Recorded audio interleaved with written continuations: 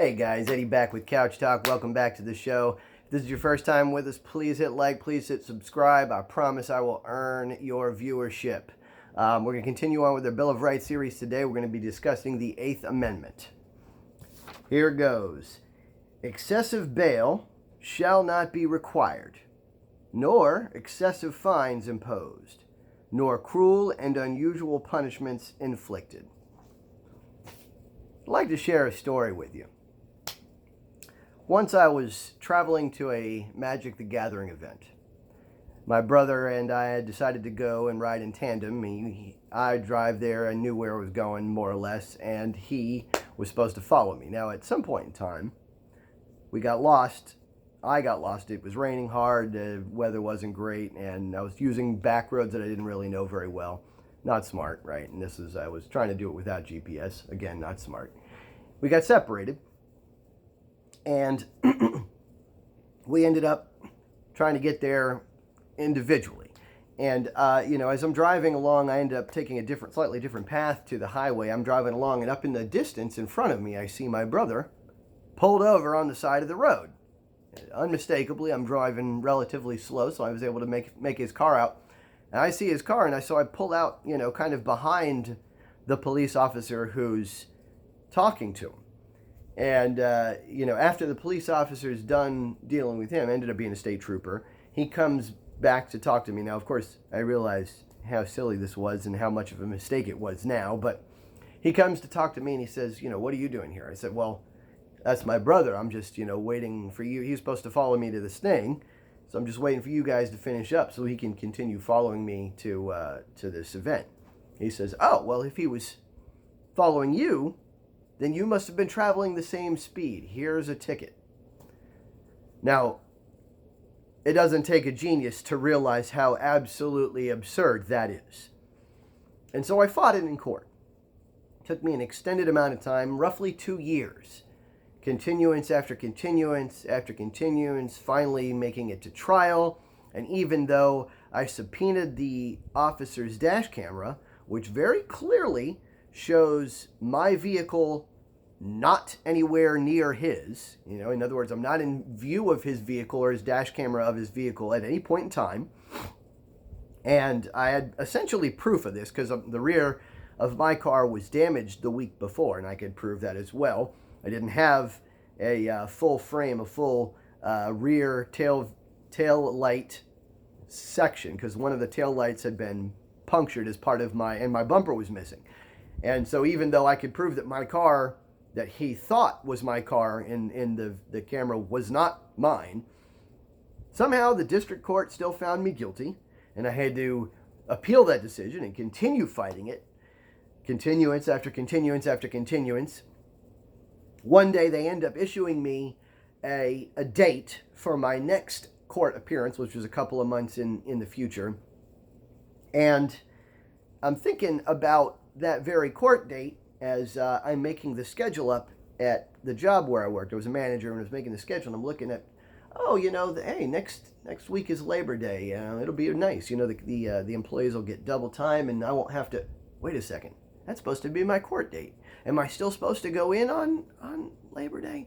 That's really weird. And so I start making phone calls frantically to figure out whether or not I was actually supposed to go into court. And I'm getting stonewalled. Every time I call in, they're either just not answering or they're just, pitching me off to a different department. Eventually, I get in touch with the District Attorney for Wake County, who says, oh, yeah, well, sometimes they make that mistake. They make the dates up without having the holiday schedules in front of them.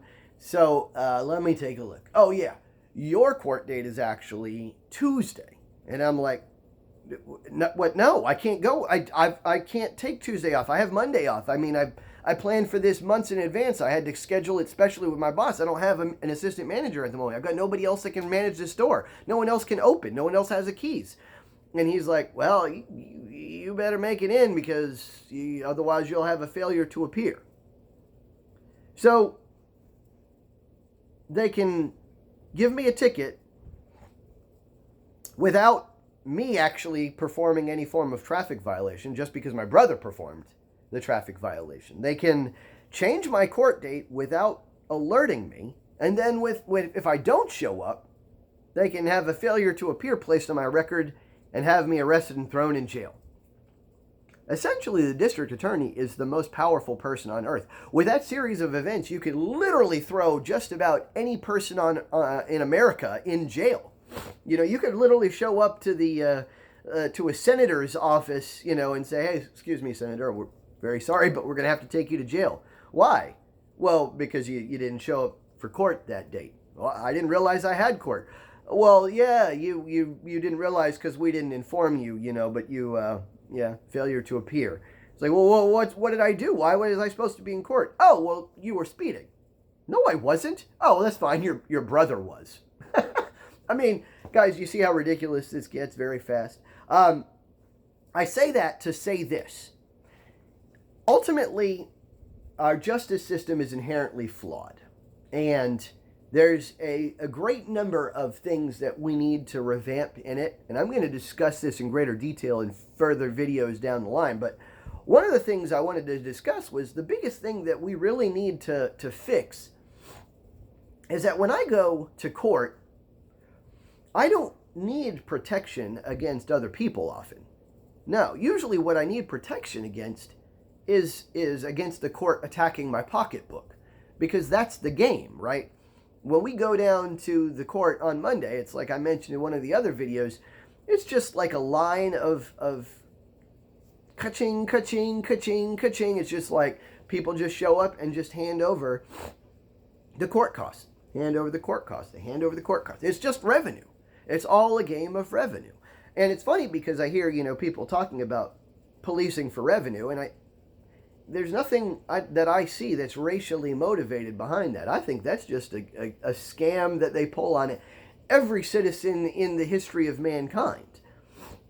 Is it prominent in some communities more so than others? Sure. I bet it would be, right? And that's largely socioeconomically driven. But it's gotten so bad that really that's what we need protection against. And that's what I need the courts to truly guard, is against their violation of my pocketbook, their violation of my bank account. And so that's, I think, what this amendment is truly all about. One of the proposals that is on the docket at the moment, and it's being addressed in many different states, they're accomplishing what's called bail reform. And when I hear the sides of this equation, what I usually hear is people that are quote-unquote tough on crime versus people that are quote-unquote soft on crime. But in reality, I don't think bail reform is about tough on crime versus soft on crime. I think it can be.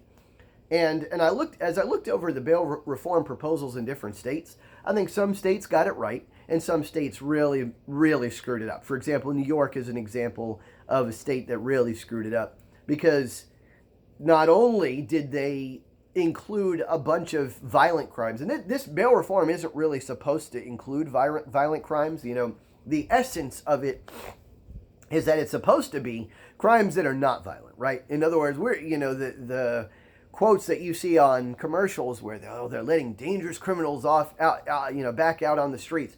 That really isn't supposed to be what's happening. Now, is it what's happening? Maybe in some cases, and I think those are the states that really screwed it up. New York would be one of those, because it includes crimes like second-degree murder, or second-degree manslaughter, sorry, not second-degree murder, and stalking, and grand larceny, and things that probably shouldn't be on that list. And in New York, one of the things that they specifically messed up was they didn't even include the whole judge what is it called? Like a judge safeguard clause, where the judge can look at the evidence and kind of make the determination, well, normally, you wouldn't be, you may be considered a flight risk, so in this particular case, we're going to impose bail. That would be one of the cases, that would be a clause that I think would be necessary in every single state, regardless of whether or not they try to accomplish some form of bail reform. But largely, there's another issue at play here, and I'm not sure that bail was ever truly constitutional. I think it's just something we kind of grandfathered in from common law, and I'm not sure, again, what the original purpose of it was. I think whatever the original purpose of it was, it has gotten lost. Because, no longer do people actually post bail anymore. They post bond. And it's usually based on, access to a bail bondsman, and it's based on credit and a bunch of other things. So it's gotten really weird. It's gotten convoluted. We definitely need to fix the system.